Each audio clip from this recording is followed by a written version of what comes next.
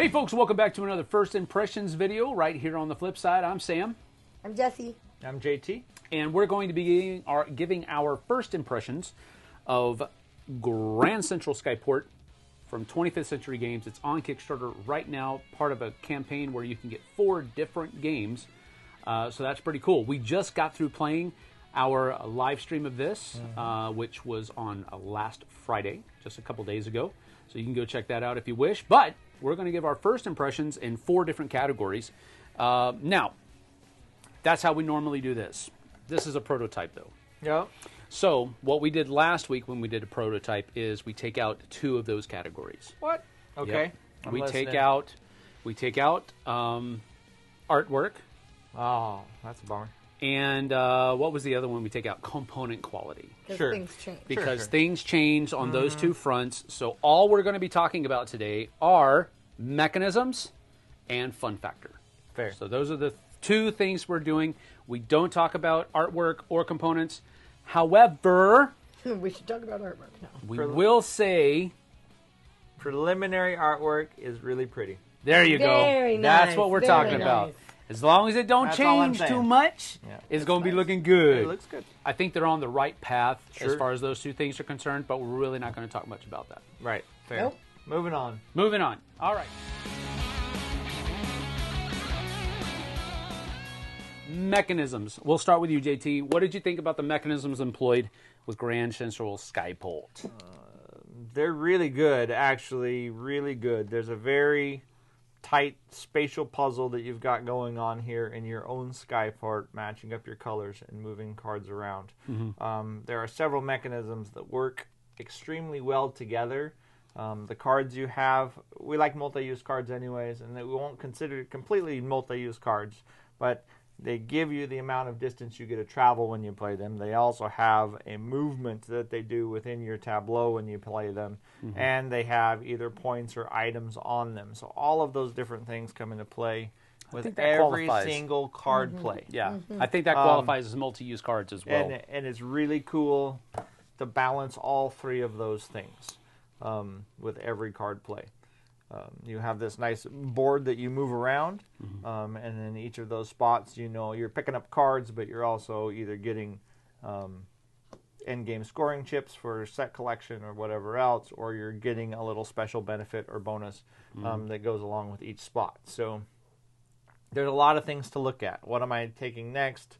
Do I need a yellow card? If I get that yellow card, can I actually get it where I need to go in my tableau? By the end of the game, right? Like all of those things come into... So there's a lot of thought process, a lot of thinkiness. At the same time, it's really quick. I mean, most of my turns, I know, are like I'm too short. 15 seconds long. Like, I'm like boosted I kind up of knew a what I little. wanted. Yeah, so those... Yeah. There's other components and parts that you guys can talk about. Yep. But yeah, I really like the way the cards drive all of those different things. Jess. I liked the rondelle. I liked that. Yeah. That was really neat. I liked the way that the cards, like JT said, the cards are dictating how far you're moving. And then there's the whole thinking process of what I want and how that works, and that doesn't really work in my head. I don't do thinking. No, so I like that. I liked the fact that there are other cards and, what's the word? Tycoons? Tycoons that can help you in different ways. I liked this little puzzle that you have to do here. Putting everything together in your, And trying in your to Skyport. move them the way the cards dictate you move them. Yeah. So I really liked that. Yep. I think the one thing that I really liked about it was how you can use your Tycoons to boost your scoring at the end of the game. That's what I tried. Because in my game, I didn't really get a whole lot of points from my actual airships. I got most of my points from my Tycoons. And I don't think it has to be that way necessarily. I just think that's a strategy that you can employ, and it's kind of a boost to your score. You're going to score points from your airships, but I think the boost that the points you score from your Tycoons is a cool thing. And it adds another level of, well, how many of these guys do I want to get? The one thing that I didn't think we used that much in our game were getting extra stations. Which is interesting because you always take the top one and maybe we don't want that color combination on the stations because we already have it Yep. in our tableau already, or it's not the right the colors that you need aren't on the right sides of the. Yeah, well, there's one of those that I wanted to get, but I had to weigh getting that versus other things. things that I were picked going one up, on, but I had so. reversed the colors in my head, so I couldn't.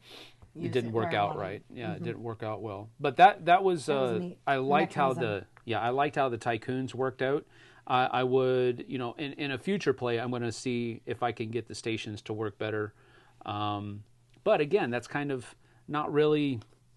I guess it's going to depend on the shuffle and how they come up.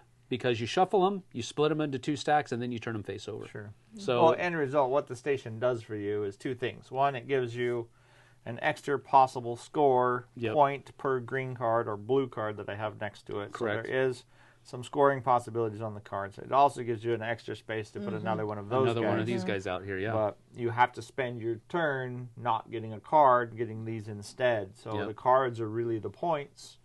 So this has the potential of building those stacks, but if the stacks aren't there or the timing's not right, they're going to be worthless. Right. And So- and you're saying what I was thinking. Yeah, Because it's all about timing with those stations. 100% about timing. Yeah. Right. That's cool. Yeah. I really liked the mechanisms and the reason I like them I think so much is because they're simple, but they also provide with a pretty good gamut of decision makings Yes. Oh, yeah. that you have to make out A there. lot of good decisions. So that's good. Okay, so as far as what out of 5, how many stars out of 5 do you give mechanisms, JT? I like the mechanisms. I give it a 4. 4 out of 5. All right, I Jess? would give it a 4 too. I liked 4. everything, the way it played. I liked the way the mechanisms worked, and they all worked together. So I like cohesive games, and this one's cohesive Yeah. Yep. within those mechanisms. There you go. I think I'm right. I might track a little bit higher than that, but I'm just going to go say 4 out of 5 as well because I don't want to give half stars. Sure. I don't want to get that particular about it. So, but I think I might track a little bit higher than that on the mechanisms. But I'm just going to give it a 4 out of 5 as well. I'd have to play it more. Obviously, first impressions. Sure. It might hit 5 out of 5 Right. if I understood the placement of the tycoons better and the thought process of how they work in the game. Got it. And that's going to come with more plays. Yep. Understood. Okay.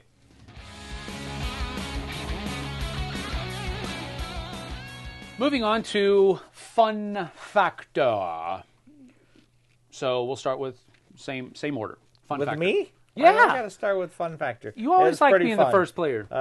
It's pretty fun. Once you get cruising on this thing, like I said, this game will take half an hour. It could probably take a half an hour for 4 players. I mean, Sure. you could probably get it a half an hour, 40 minutes. And Actually goes up to 6 players. oh my goodness gracious. Actually goes up to 6 That players. might That's be what pretty that's what's on the chaotic, box. And this is a prototype box, so Sure. maybe that'll No, change. that but- actually probably would be okay because it's still going to be a decent short as long as people are taking quick turns. Yep. But it's really fun. It's nice and thinky. Okay. I don't. Jess. I thought it was fun. It is thinky. Very much so. Surprisingly, there's a lot more strategy than it appears. Because you can't move the cards the way you want. Sure. But it was very fast. I liked how fast it went. I liked how I didn't get too caught up on, okay, now I can't do what I want. Sure. I was like, oh, Got to try to do something else. okay.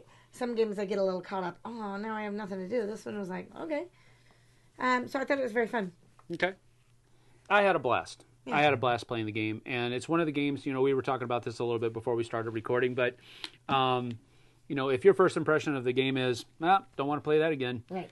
Well, you probably didn't have fun. But Right. I think all of us want to come back and play this game again. Sure. And so that, in my opinion at least, that automatically skyrockets the fun factor. Because if you enjoyed it enough to where you want to play it again, that means it's a good fun factor. So I'll start with my rating on this one. I'm going to say fun factor on this one was a 5 out of 5 because I really enjoyed it, and I do want to play it again. A lot of things go into it. This is a prototype. We didn't talk about artwork, but if a game looks good, and this prototype looks good, if a game looks good, it's more fun to play. And then on top of that, if you enjoy the mechanisms, that just boosts your enjoyment of it. So I'm going to give it 5 out of 5 for fun factor. Nice. I think I will give it a 4 out of 5. Okay.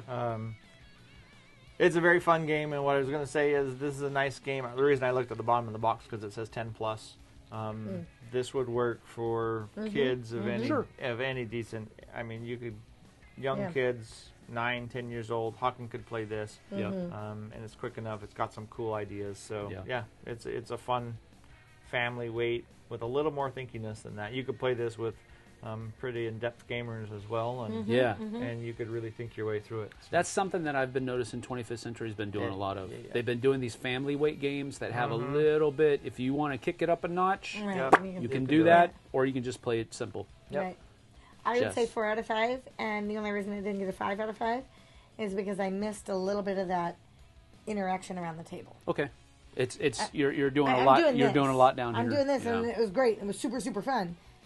But I didn't get.